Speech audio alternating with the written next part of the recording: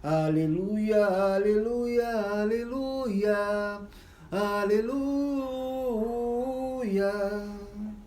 O Senhor esteja convosco, Ele está no meio de nós.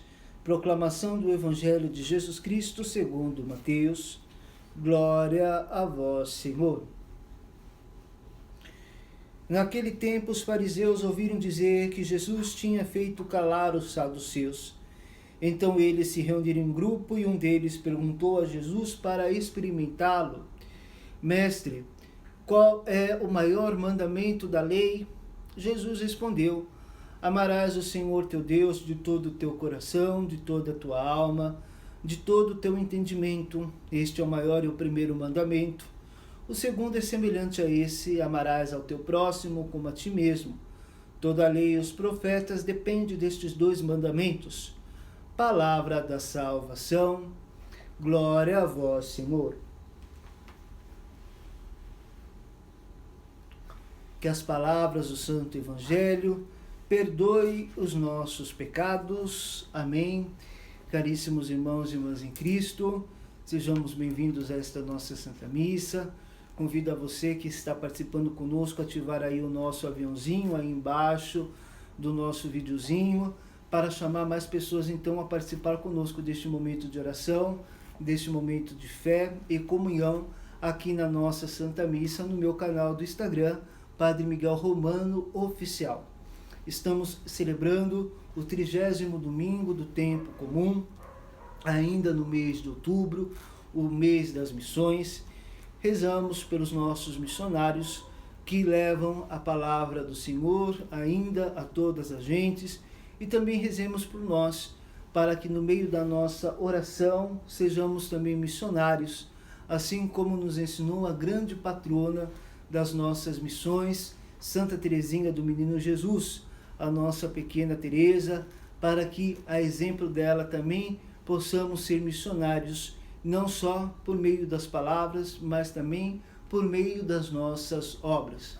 Obras que o Senhor espera que nós possamos fazer, obras de fé, obras de esperança, mas principalmente obras da caridade, aonde infelizmente a caridade nesse tempo tem esfriado no coração dos homens, aonde esta palavra caridade ela tem sido esquecida, ou aonde esta palavra caridade ela tem sido valorizada de um outro modo, ela tem sido vivida de uma maneira equivocada, porque fazer caridade para mostrar que está fazendo caridade, fazer caridade para você tirar foto e jogar nas redes sociais, fazer caridade e mostrar que você está fazendo alguma coisa, isso não é caridade. A verdadeira caridade é uma caridade discreta.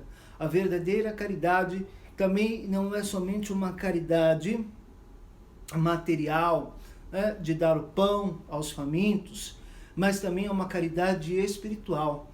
A caridade que nós temos também de aprender a suportar as fraquezas, a caridade que nós temos também de nos colocar na empatia, na dor do outro, a caridade que nós temos de estar com o outro, de sentir com o outro, de estar ao lado do outro, no seu sofrimento, não só nas suas alegrias, mas também nas suas dores, mas também nos seus sofrimentos, mas também nas suas tribulações, porque nós estamos vivendo este tempo de tribulação. Nós estamos vivendo aí um tempo muito grande desta tribulação, que nós precisamos aprender a passar com toda a coragem e com toda a fé, sem medo.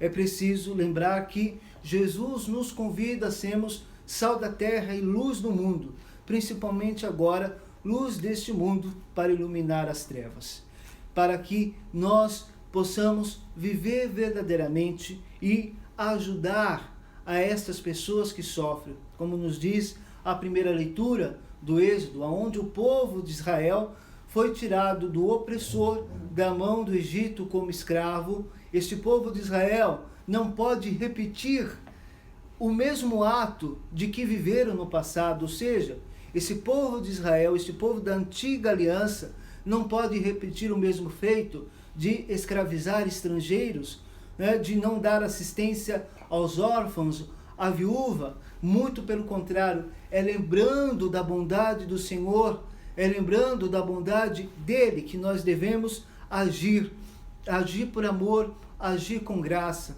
Deus, ele se comove com o nosso ato de amor, com o nosso ato de misericórdia, mas ele também é muito justo diante dos nossos atos insanos, diante dos nossos atos que muitas vezes podem ser atos opressores, que levam as pessoas não a uma situação de vida, mas a uma situação de morte, de que nós estamos aí vendo nesses tempos, nesses períodos aí tão tristes que estamos vivendo. São Paulo, na carta, na comunidade de Tessalônica, convida a sermos também imitadores de Cristo. E a imitar a Cristo é nos colocar, é sentir como Cristo, é olhar como Cristo. E Cristo sentiu-se como nós, irmãos. Nós lembramos a carta do nosso Papa Francisco, Fratello Tutti, irmãos na fraternidade, todos irmãos. É preciso que nós nos tornemos então todos irmãos. E quando eu me torno irmão do outro, eu entendo as suas dores, eu entendo os seus sofrimentos, eu me abro ao meu coração para que eu possa o quê? Dar ao meu irmão, dar à minha irmã justamente o amor, dar aquilo que falta ao meu irmão, acolher o meu irmão não só no material, mas também acolher o meu irmão no material, nesse ato de fé, para dá-lo a ele a esperança que já habita em mim, e dar a ele principalmente o amor que muitas vezes lhe foi tirado, muitas vezes lhe foi roubado. O evangelho de hoje, que é a continuação do evangelho passado, agora não são mais os saduceus que querem provocar Jesus, que querem incitar Jesus ao erro, mas agora são os fariseus. Perceba que quando alguém quer pegar o outro, quando alguém quer fazer uma maldade com o outro, grupos que são até inimigos se unem para destruir um homem, uma mulher de bem, alguém de bem. Infelizmente a gente vê algumas pessoas só são felizes quando conseguem destruir a vida de outra pessoa. As pessoas só são felizes quando vê a outra pessoa lá no fundo do poço. Olha que tristeza, isso é um contra-testemunho, até mesmo cristão. Quantos de nós cristãos, algumas pessoas têm esta visão? Ela pode ser até feliz, mas ela não pode ser mais feliz do que eu. Ela pode ter até uma coisa ou outra, mas não mais do que eu. Ou até mesmo aquilo que ela tem, eu fico de olho para tirar dela. Nós não podemos compactuar com esse tipo de pensamento. Isso é um pensamento diabólico, né? Isso é um pensamento ruim.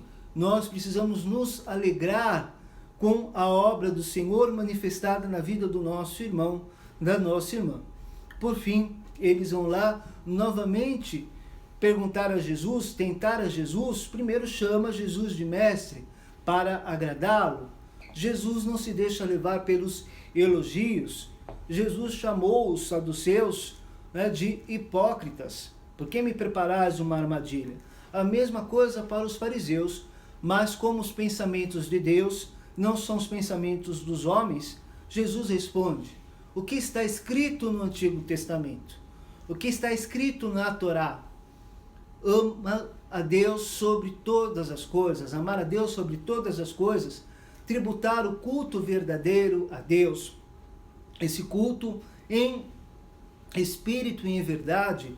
Lembramos daquele diálogo bonito de Jesus ao poço juntamente com a samaritana. Chegará a hora que os verdadeiros adoradores adorarão em espírito e em verdade. E qual é o segundo mandamento depois? Amarás ao teu próximo como a ti mesmo. E aí, toda a lei e os profetas se resume a estes dois principais mandamentos, que se nós observarmos corretamente esses mandamentos na nossa vida, nós vamos viver felizes, nós vamos viver plenos, porque nós precisamos amar, nós precisamos ser pessoas capazes de amar e compactuar não com o erro, mas compactuar com o sofrimento do outro, abraçar o outro na sua dor, abraçar o outro no seu desespero, na sua tribulação, fazer a vida do outro uma vida mais fácil. Como é triste quando eu vejo as pessoas querendo turvar a felicidade das outras. Como é triste quando a gente vê que algumas pessoas têm sentimentos tão mesquinhos de não querer a felicidade da outra, de não querer o bem do outro. Eu repito, nós não podemos agir desta forma. Nós precisamos nadar contra a corrente, sermos diferentes, ouvir aquilo que o Papa escreveu na carta a todos os irmãos, Fratello Tutti. Nós precisamos ser fraternos com todos os irmãos, com todos os pequenos. Quem são? Sejam grupos, sejam minorias, sejam pessoas de outro contexto social, seja pobre, seja rico, seja quem for, nós precisamos aprender a ser fraternos, nós precisamos criar uma sociedade justa. Alguns dias atrás celebramos a festa de São João Paulo II, este grande Papa, e ele nos falava sempre nos seus documentos, nas suas cartas, de uma civilização do amor. Nós precisamos trazer, plantar neste mundo, semear neste mundo esta civilização do amor. É o que está faltando no meio de nós. Não basta nós termos paz, eu tenho paz, enquanto o meu irmão não tem paz. Eu tenho que lutar também para que o meu irmão tenha paz, para que o meu irmão também tenha vida e vida em abundância. Esse não é um discurso político, de cunho político, de cunho social, não. Isso é um discurso cristão. Isso é um princípio cristão que nós precisamos fazer valer na nossa vida, se de fato queremos ser discípulas e discípulos de Cristo, missionários da palavra, missionários da esperança, da fé e do amor. Louvado seja nosso Senhor Jesus Cristo, para sempre seja louvado. Junto comigo, rezemos. Creio em Deus Pai Todo-Poderoso, Criador do céu e da terra, e em Jesus Cristo, seu único Filho, nosso Senhor, que foi concebido pelo poder do Espírito Santo, nasceu da Virgem Maria, padeceu